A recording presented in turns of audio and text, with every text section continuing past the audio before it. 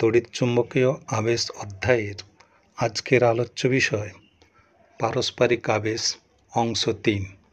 এতে আলোচিত বিষয়গুলি হল পারস্পরিক আবেশাঙ্কের সঙ্গে কুণ্ডলীদ্বয়ের সাবেশাঙ্কের সম্পর্ক নির্ণয়, তুল্য সাবেশাঙ্কের রাশিমালা নির্ণয় যখন সমমুখী প্রবাহযুক্ত দুটো কুণ্ডলী শ্রেণী সমবায়যুক্ত, বিপরীতমুখী প্রবাহযুক্ত দুটি কুণ্ডলী শ্রেণী সমবায়যুক্ত।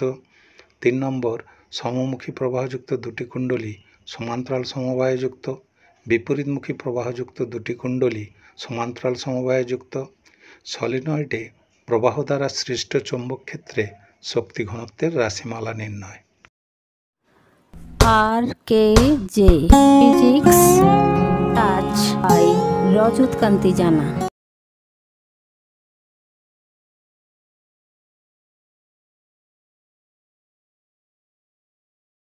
প্রাইমারি কয়েলের সাবেশাঙ্ককে যদি আমরা L1 ধরি, L1 সমান হবে μ0 N1 square A by L। আর সেকেন্ডারি কয়েলের যদি আমরা সাবেশাঙ্ক নির্ণয় করি তাহলে সেটাকে যদি L2 ধরি, L2 সমান হবে শূন্য মাধ্যমে যদি হয় μ0 তার মোট পাক সংখ্যা N2 square A by L। এবার এই দুটোকে যদি আমরা গুণ করে দিই, এবার উভয় পক্ষে যদি আমরা বর্গমূল করে দিই, √ওভার L1 L2 সমান এগুলো, এইটাই আমাদের কি বের করা আছে, এইটা হচ্ছে পারস্পরিক আবেশাঙ্ক। তাহলে পারস্পরিক আবেশাঙ্কর সঙ্গে সাবেশাঙ্কের সম্পর্ক হলো ওদের গুণফলের বর্গমূলের সঙ্গে সমান হবে। এবার এইটা তখনই সম্ভব যখন এরা একেবারে সমভাবে জড়িত থাকবে, তাদের সব কিছু একই থাকতে হবে। অন্য পজিশনে অবস্থানে থাকলেই তখন একটা কনস্ট্যান্ট গুণ করতে হয়, হুবহু সমান হয় না।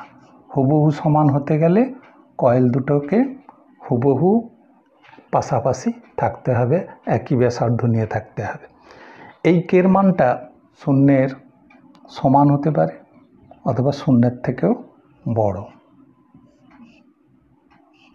আবার একের থেকে ছোটও হতে পারে, আবার সমানও হতে পারে। এই একের সঙ্গে সমান হবে এই রকম ছবির ক্ষেত্রে। আর শূন্যটা কখন হবে, আমরা যদি একেবারে লম্বভাবে প্রাইমারি কয়েল এবং সেকেন্ডারি কয়েল যদি লম্বভাবে রাখি তাহলে তখন কের মানটা শূন্য হয়ে যাবে। এবার অন্য রকম অ্যাঙ্গেলে অন্য পজিশনে কের মানটা 0 থেকে 1-এর মধ্যে থাকবে, দশমিকে থাকবে। তুল্য সাবেশাঙ্ক নির্ণয়। শ্রেণী সমবায় যেরকম রোধের ক্ষেত্রে পরপর যুক্ত করে, এরকম দুটো কুণ্ডলীকে এরকম পরপর যুক্ত করে, দুটো কেন 2-এর অধিক আমরা যদি পরপর যুক্ত করি তাদের তুল্য সাবেশাঙ্ক কত হবে নির্ণয় করতে পারি। শ্রেণী সমবায় যুক্তটা এবার দুরকম হতে পারে।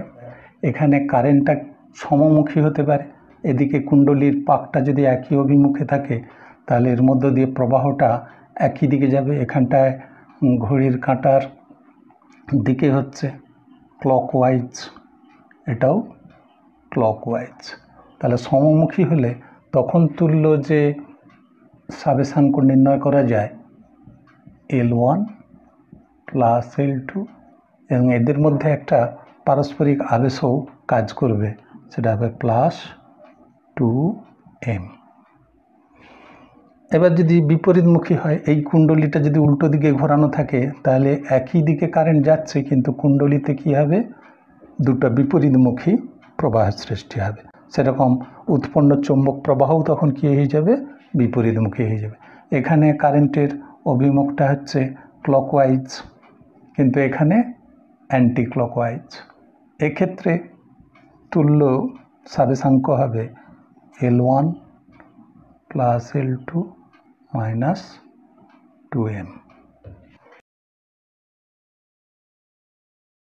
এবার যদি কুণ্ডলীকে সমান্তরাল সমবায়ে যুক্ত করা হয় তা সেখানেও দুটো কেস হবে।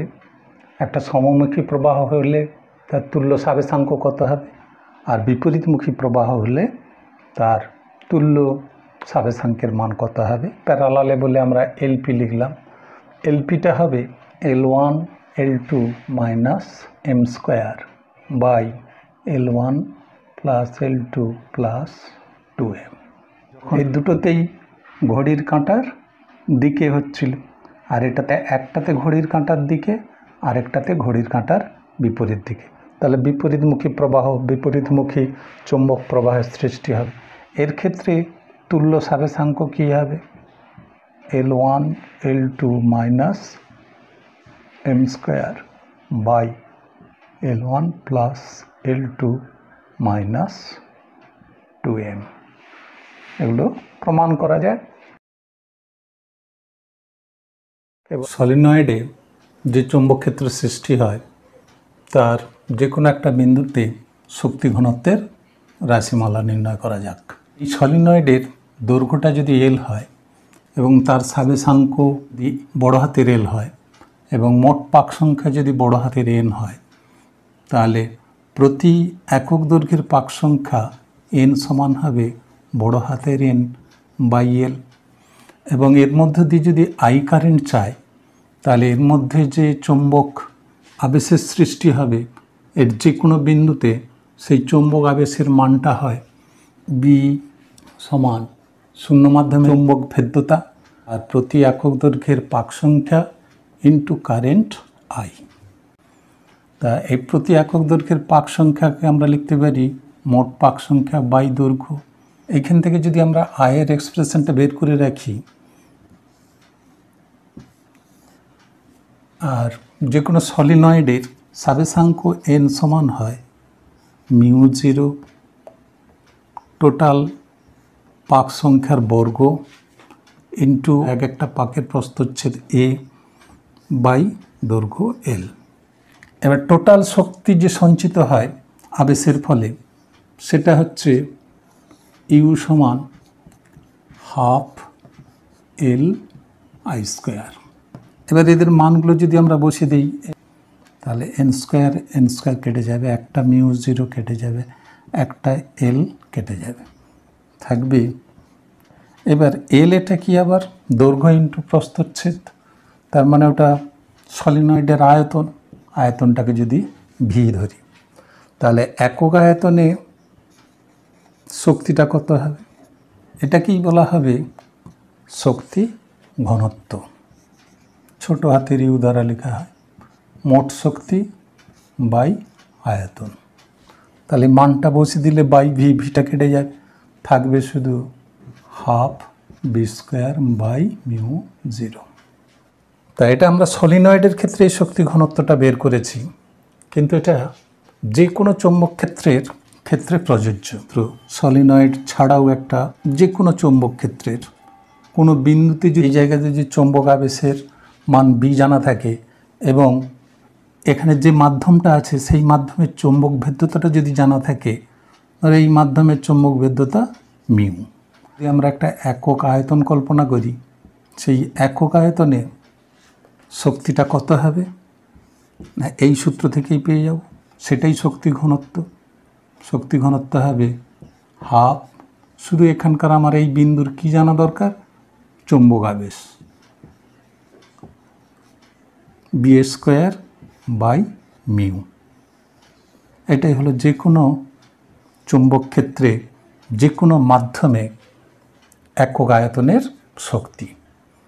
এইভাবে আমরা শুধু সলিনয়েডের ক্ষেত্রে নয়, এটা সব ক্ষেত্রে প্রযোজ্য।